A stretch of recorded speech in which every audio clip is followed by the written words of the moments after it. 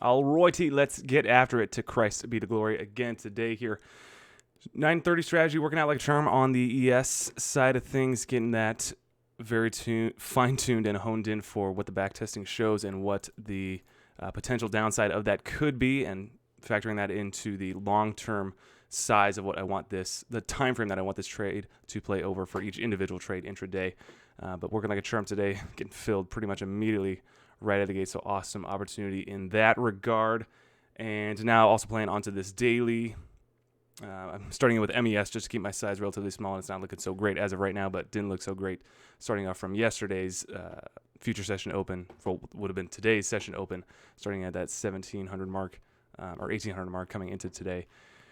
But we'll see how it ends up playing out. Other referencing for me today, dollar volume, NASDAQ, $230 billion volume as of 3 hours, 30 minutes after the close here now. NYSE, $345 billion volume. OTC's $2.0 billion volume on the day. I had two nice little opportunities taking on MULN and ORPH.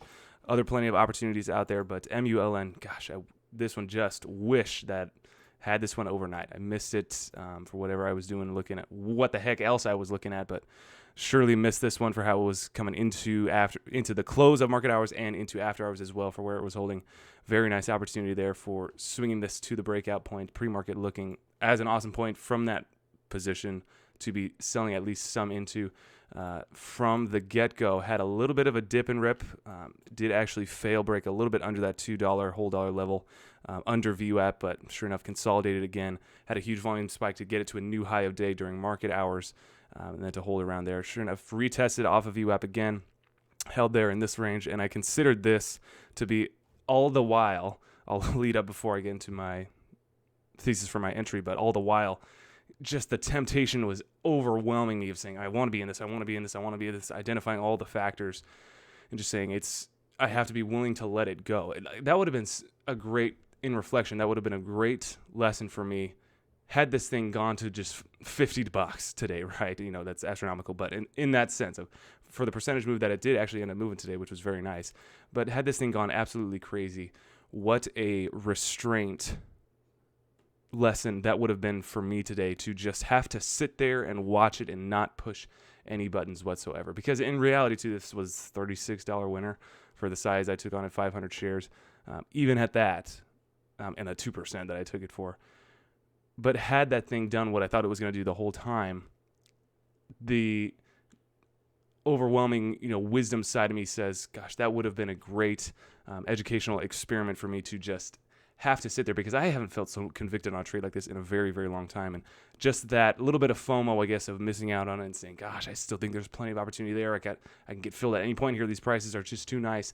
Forcing myself to not push buttons and watch that price action, I think at some point in my career, to be able to do that and be willing to just let it go and not push any buttons. It's like, it reminds me of, so vague reference, but of The Secret Life of Walter Mitty, the movie when Sean Penn is that photographer and he's taking a picture of the snow leopard, which is just so rare to ever see snow leopard in the wild, but he doesn't actually end up taking the picture. He just looks through the lens the whole time and enjoys the moment for what it is. I relate that to the same thing of watching these charts and these opportunities happen, but just enjoying and capturing the moment, being able to apply it for the next one. Of course, at the end of the day, it's about making money. We can't just do that for every single one, but enjoying the moment and understanding the full breadth of it rather than clogging it up and messing with what the beauty of it is by me pushing buttons that way. So that was pretty philosophical that way, but getting back to the trade for a reason for my specific entry, had the little breakout, the test off of VWAP, as I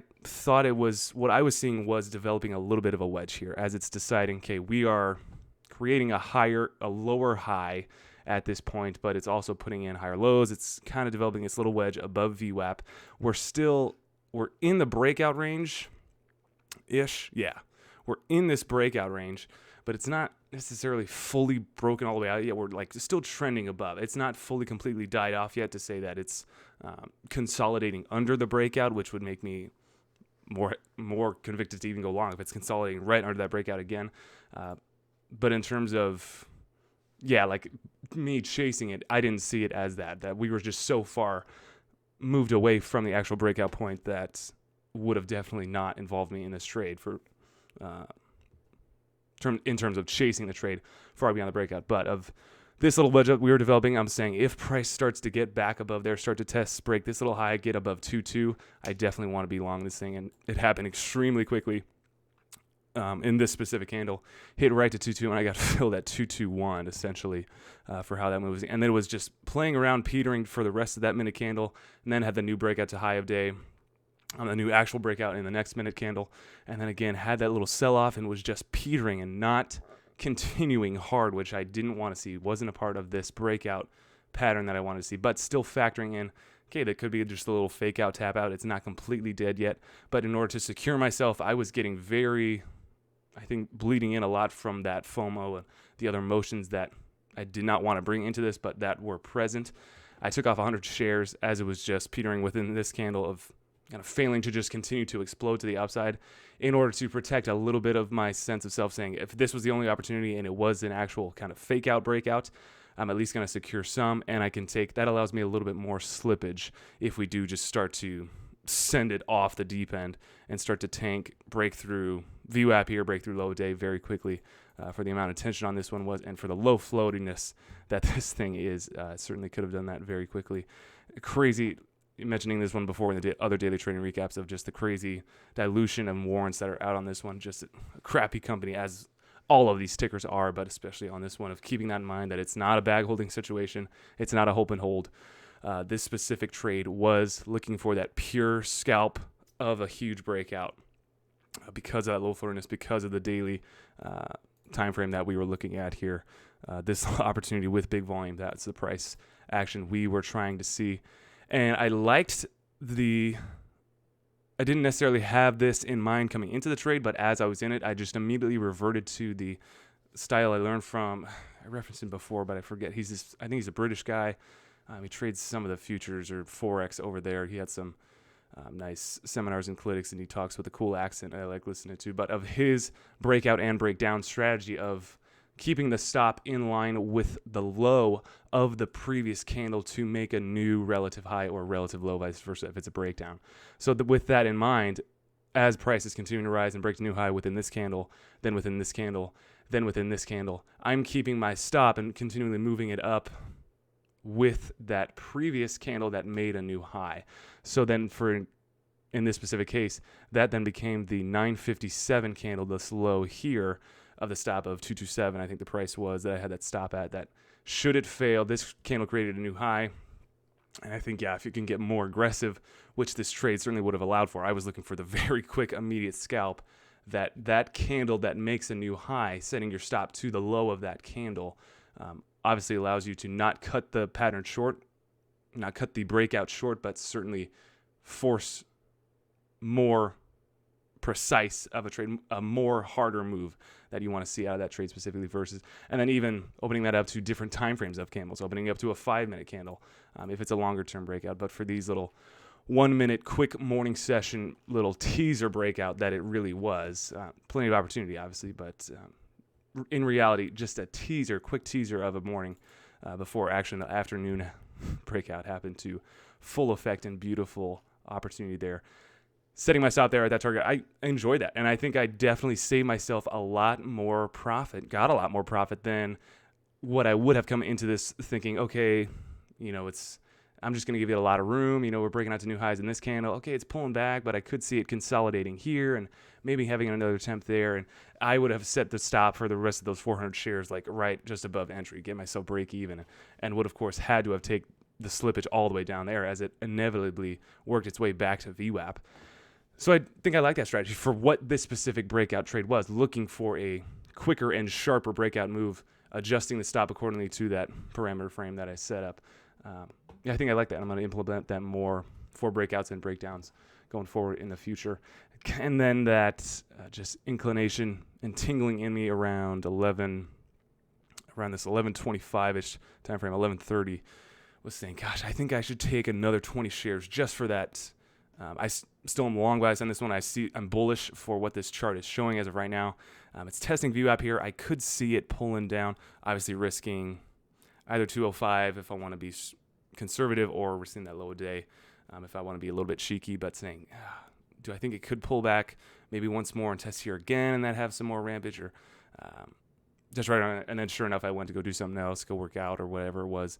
And that was the real point for this type of trade going into the afternoon. But you miss some, you lose some. It wasn't going to be in anywhere near an mind-blowing P&L type of trade, but that is the type of process that I want to go through to help myself go through that experience and implement these trades with that bigger size in the future and understand when and where and why these start to work out the way they do. But shoulda, coulda, woulda. Obviously, it's great and easy to say in hindsight of, I totally was going to get long there, but I just didn't because I had other stuff going on. But that was certainly a time frame that I was eyeing and saying, I just don't want to risk that much, and saying of giving it too low of day for it to just bounce around. And should it become this little teaser stop out that then reverses quickly to look bullish once again later in the afternoon and then eventually have a breakout point. And then I'm just frustrated again that I put my stop at such an obvious level where everybody else has, and that's where price just went because it wanted to collect more orders and then go up from there. But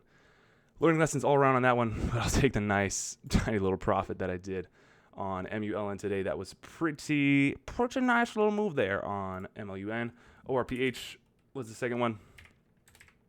Like I mentioned, SMFL was another ticker today. I think Chris was actually in this one, or in that one. PIK comes to mind as well for other opportunities out there. But I took ORPH, crazy crappy company. I forget the logistics on this one or all the specifics. 28 million floater, American biotech that I see here. No specific news catalyst that I saw on the day, but just a crazy amount of overhead. And I think there's a crazy amount, if memory serves me correctly, crazy amount of overhead dilution that could have come into this one to just clobber it. And I thought I was seeing that, and this would be I can't even rank that, but at the time, the largest volume candle on the day after my final exit.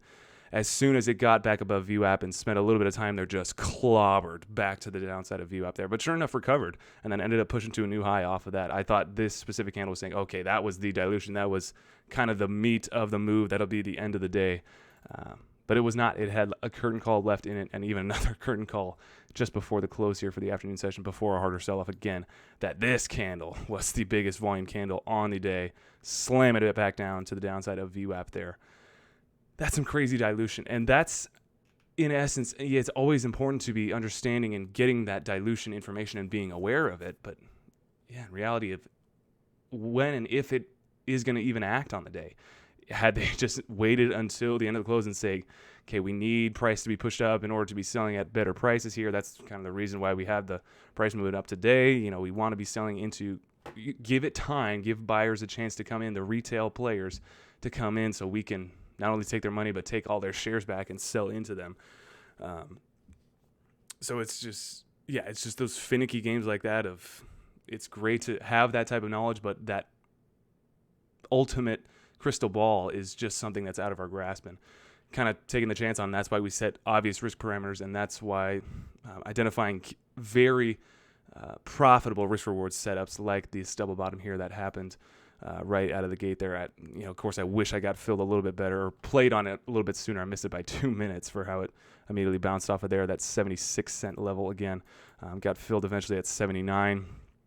As I pulled up the chart again, still thinking that it had enough wiggle room or enough opportunity for me if it did have a movement closer to reclaim to VWAP, at least, not looking for anything beyond there. But that was the real profit target of, hey, that's still 10% there, taking it from 79 to 88. That could be a nice little opportunity. Should it happen? Should it not happen? I know my obvious risk level where it's going to be there, and putting the trade on because of that, keeping it relatively smaller size. Obviously wish I took the smaller size on MULN and took the bigger size on this more profitable trade that I was able to take on ORPH. But win some, you lose some, and we're learning all along the way. First exit, I took off half as I thought it was petering at 84-cent level mark here and wasn't going to get all the way to VWAP, saying, okay, this is safe profits here. I obviously see it's turning. It's struggling here at this point. Fell off a little bit, but reclaimed a little bit more around 82 cents and just had this crazy volume push come out of nowhere. Pushed it back to the upside of VWAP that sold into my limit order at 87. And I mentioned that huge candle that sold it right back under VWAP, but price came right to cling to the line of VWAP once again and push all the way to 98, just above there, and then peel back again for more consolidation. And that little curtain call just before the close there on ORPH. Very interesting chart and trader on the day, but Aren't these all? Very lucky and grateful for that opportunity on ORPH. And that was really all I want to mention. No other hard scanners for me. I got other family coming in, other stuff going on. So nothing hard on the scanners that I'm pressing right now. Like I mentioned in the introduction, I'm getting my feet in the water actually with this back-tested daily, ES daily type of trade, starting it on the MES version just to keep my sanity about me and the frustrations that I've run into of doing all this work in the preparation for these backtesting and algorithmic automated trades. And then, of course, on the days that are those losing days that are factored into the overall success rate of this trade, then, of course, those days eat the margin. And like you've seen it in the past daily trading recaps, I've seen it firsthand.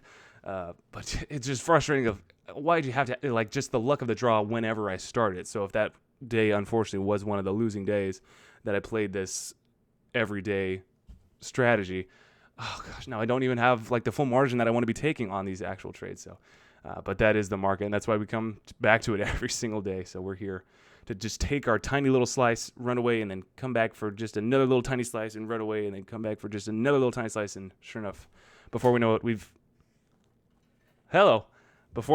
got a mountain in our hands there to trade with. So that is what we're going after day by day. I sincerely thank you guys for watching. We will catch you guys on the next one.